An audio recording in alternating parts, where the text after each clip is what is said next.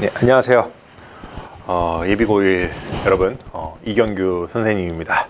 이번에 사실 제가 정규반 수업을 대수랑 미적분으로 진행을 합니다. 예비고1을 상대로. 구교육과정으로 따지면 수원 수투다라고 생각을 하셔도 될 것 같아요. 근데 이 부분에 대해서 굉장히 많은 이야기가 있었던 걸로 저는 알고 있습니다. 아니, 이경규쌤, 여태까지 항상 공통수학 수원 수투만 하더니 갑자기 왜 뜬금없이 선행을 하냐, 정규반으로. 자, 물론 제가 틀렸을 수도 있어요, 어머님들. 제가 틀렸을 수도 있어요. 근데 저는 어떤 생각을 갖고 있냐면, 시대가 이 수능 그리고 이런 대수, 미적분, 이게 조금 더 중요해지는 시대가 될 거라고 저는 생각을 해요. 이 내신이라는 것 자체가 10%가 1등급으로 바뀐다라는 것은 저는 많은 것을 의미한다고 생각을 하거든요. 그러니까 제가 갖고 있는 어떤 시야 혹은 시각은 어떠냐면, 전 과목을 1등급 맞는 게 좀 전 제일 중요하다고 생각을 해요. 균형 감각을 가져가면서.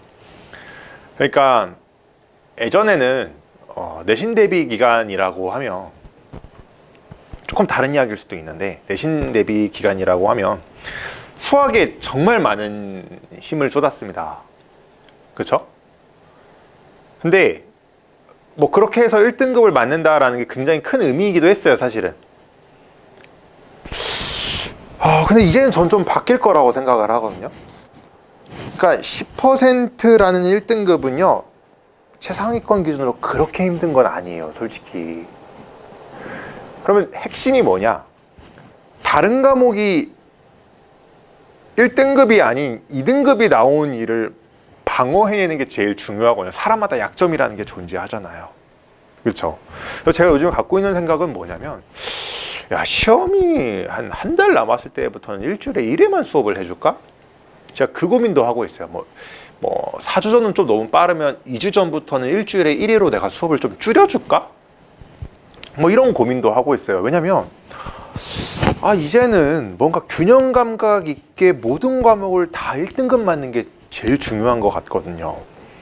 그래서 요즘 제가 좀 그런 생각을 좀 다양하게 하고 있어요. 그러면서 나도 뭔가 변화를 줄 필요성이 있겠다라는 생각으로 좀 한번 과감하게 대수랑 미적분 어떤 이 선행을 정규반으로 한번 진행을 해보았습니다.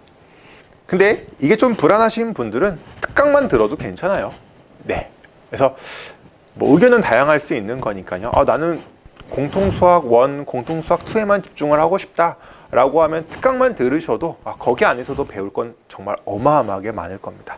네, 지금 저희가 OT 하는 건 대수랑 미적분이니까요. 대수 미적분에 대해서 이야기를 한번 해보도록 하겠습니다. 자, 그럼 이제 대수랑 미적분은 어떤 내용을 다루는가, 어느 수준의 수업을 하는가 좀 궁금해 하실 수 있어요. 기본적으로는 학생들이 대수랑 미적분에 대해서 기본 개념 정도는 완벽하게 알고 있다라는 가정하에서 진행이 됩니다. 수업 자체는 심화 개념을 꼼꼼하게 다루고 저희가 흔히 말하는 교육청, 수능 문항들을 다루게 됩니다. 사실상 고2에서 다루는 것과 거의 차이가 없습니다. 사실 차이가 없다고 보셔도 돼요. 거의 똑같은 흐름으로 하게 될 거고요. 그러면 2학년 되면 어떻게 할 것이냐, 2학년 때도 또 딥 애널리시스를 할 거냐, 할 겁니다. 하는데 2학년 때는 어떻게 할까요? 문제가 싹 다 바뀌겠죠. 네. 그리고 정말 신기하게도 매해 수능은 발전합니다. 그 발전한 거에 따라서 저희가 또 스텝을 또 밟아 나아가야겠죠. 그래서 제가 약속드릴 수 있는 거는, 지금 고1이라고 할지라도 가장 트렌디한 딥 애널리시스를 제가 가르쳐 드릴 겁니다. 요즘에 가장 유행하고 있는 것은 무엇이며, 요즘에 그래도 이러한 부분들이 핵심으로 다루어지고 있구나, 이런 것들이 있거든요. 그쵸? 어떤 수능의 역사도 조금 느껴보게 해줄 거고요. 이 비율 관계라는 게 요즘에는 조금 피하려고 노력은 하긴 하는데, 이 비율 관계라는 이 개념이 어떤 식으로 발전을 해왔는지 이런 것도 제가 한번 좀 느끼게 해드릴 거고요. 아시겠죠? 그래서 좀 최근 트렌드도 느끼게 하면서 과거를 반추해 보면서 이게 이런 식으로 발전했구나, 어떤 느낌인지 아시겠죠? 그래서 최대한 촘촘하게 하나하나 다 알려줄 거예요. 아시겠죠? 그래서 이거 수업 듣는 학생들 반드시 예습해 오셔야 됩니다. 아시겠죠? 자, 딥 애널리시스는 심화 개념과 상황을 꼼꼼하게 분석합니다. 예를 들어서 이런 이야기 들어봤을 거예요. 역추적, 추적, 나머지에 따른 정리, 수투라고 치면 3차, 4차 함수의 비율 관계, 차함수 관점, 곱함수, 실근 삭제, 되게 다양한 이야기를 들어보셨을 거예요. 근데 솔직히 저는 그게 메인이라고는 생각하지 않거든요. 그쵸? 그냥 학습을 하다 보면 자연스럽게 깨닫게 되는 부분들인 거 아닌가 싶기는 해요. 사실 교육 과정에서 원하는 게 무엇인지를 일단은 아는 게 일단 최우선이고요. 그 다음 스텝으로 이런 것들이 있고 저런 것들이 있구나 라는 걸 깨달아가면서 자연스럽게 쓸 수 있으면 저는 그게 베스트라고 생각을 합니다. 그렇죠? 그래서 오해하면 안 돼요. 다 알려드리기는 할 건데 저는 이걸 무조건 써라 라고 강요하지는 않을 거예요. 아직 고1이잖아요. 고2 때는 내신을 대비하는 입장에선 거의 무조건 쓰긴 해야 될 거야, 솔직히.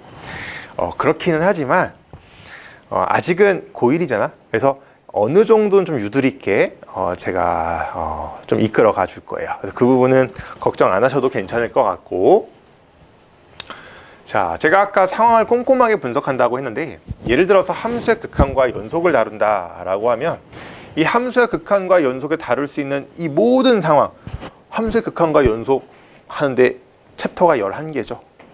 그렇죠? 네, 제가 정말 상황 하나 전부 다 꼼꼼하게 다루어 줄 거예요. 아시겠죠? 그래서 학생들이 뭘 두려워하는지도 알아요. 근데 여러분, 스트레스 없는 공부란 존재하지 않습니다. 학생들이 원하는 거 뻔하거든요. 장구 1부터 100까지 떠먹여 주기를 원해요. 그러면 실력이 늘질 않아요, 여러분들. 자꾸 좋아하고 재밌어 하는 것만 하지 마세요. 그러니까 이거지. 학생들 뻔해. 맨날 공부할 때 보면, 그러니까 안 그런 학생들도 많지만 맨날 쉬운 교재만 학습해요. 맨날 개념 공부만 해요. 그렇게 해서 언제 수학 실력이 늘겠니? 그러니까 정확히 말하면 그렇게 해서 언제 수학 시험을 잘 볼 수 있냐 이거야. 그쵸? 참고 어려운 것도 해보고 어려운 문제도 풀어보고 깨져보고 스트레스도 받아보고 이게 너무 이해가 안 되네? 그러면 수업 복습 영상도 한번 다시 쳐다보고 막 6시간, 7시간씩 수업 시간에 했던 것들 복습도 한번 해보고, 이러한 스트레스가 가득한 상황 속에서의 공부가 상황에 따라서는 필요한 겁니다. 아시겠죠? 자꾸 쉽게 공부하려고 하지 마세요. 그러면 쉬운 성적 나옵니다. 무슨 말 하는지 알겠죠? 그래서 이왕 하기로 했으면요, 마음을 좀 잘 다잡았으면 좋겠어요. 마음을 잘 다잡으시고 수업이 어려울 수밖에 없다. 아니 그렇잖아요. 선생님이 방금 이야기 들었죠? 고2 심화 수업 하는 수준하고 거의 차이가 없게 하겠다. 가장 트렌디하게 가르쳐 주겠다.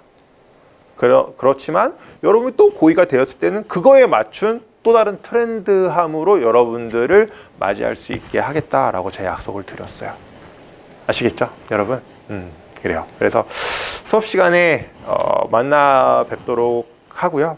저는 정말 최선을 다해서, 잘 준비해서 올 거거든요. 여러분들도 잘 준비해서 제 수업 들어주셨으면 감사하겠습니다. 네, 감사합니다.